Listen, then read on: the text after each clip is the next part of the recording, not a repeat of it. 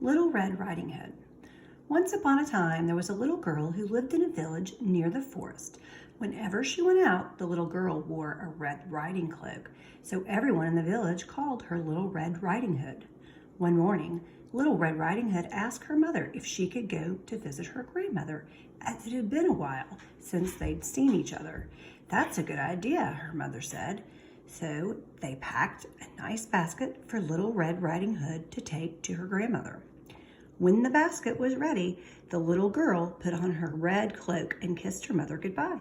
"Remember, go straight to Grandma's house," her mother cautioned. "Don't dawdle along the way, and please don't talk to strangers. The woods are dangerous."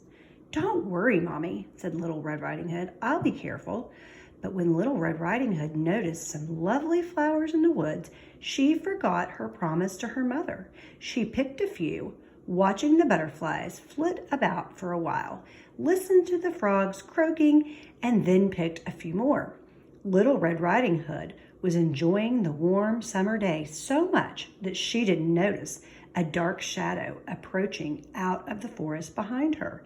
Suddenly, the wolf appeared beside her. "What are you doing out here, little girl?" the wolf asked in a voice as friendly as he could muster. "I'm on my way to see my grandma, who lives through the forest near the brook," Little Red Riding Hood replied.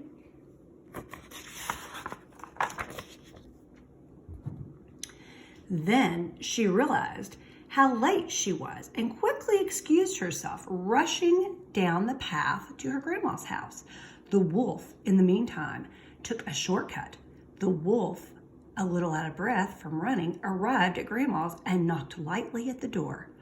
"Oh, thank goodness, dear. Come in, come in. I was worried sick that something had happened to you in the forest," said Grandma, thinking that the knock was from her granddaughter. The wolf let himself in. Poor Granny did not have time to say another word before the wolf gobbled her up. The wolf let out a satisfied burp and then poked through Granny's wardrobe to find a nightgown that he liked. He added a frilly sleeping cap and, for good measure, dabbed some of Granny's perfume behind his pointy ears. A few minutes later, Red Riding Hood knocked on the door. The wolf jumped into bed and pulled the covers over his nose. "Who is it?" he called in a cackling voice. "It's me, Little Red Riding Hood." "Oh, how lovely.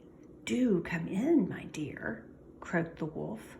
When Little Red Riding Hood entered the little cottage, she could scarcely recognize her grandmother.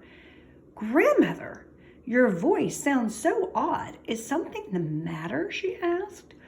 "Oh, I just have a touch of a cold," squeaked the wolf, adding a cough at the end to prove the point. "But Grandmother, what big ears you have," said Little Red Riding Hood as she edged closer to the bed. "The better to hear you with, my dear," replied the wolf. "But Grandmother, what big eyes you have," said Little Red Riding Hood. "The better to see you with, my dear," replied the wolf.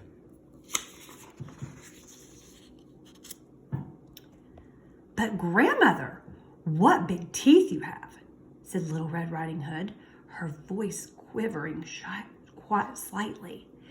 "The better to eat you with, my dear," roared the wolf, and he leapt out of the bed and began to chase the little girl. Almost too late, Little Red Riding Hood realized that the person in the bed was not her grandmother, but a hungry wolf. She ran across the room and through the door, shouting, "Help! Wolf!" as loudly as she could. A woodsman who was chopping logs nearby heard her cry and ran towards the cottage as fast as he could. He grabbed the wolf and made him spit out the poor grandmother, who was a bit frazzled by the whole experience, but still in one piece. "Oh, Grandma, I was so scared," sobbed Little Red Riding Hood. "I'll never speak to strangers or dawdle in the forest again." There, child, you've learned an important lesson. Thank goodness you shouted loud enough for this kind woodsman to hear you." The woodsman knocked out the wolf and carried him deep into the forest, where he wouldn't bother people any longer. Little Red Riding Hood and her grandmother had a nice lunch and long chat. The end.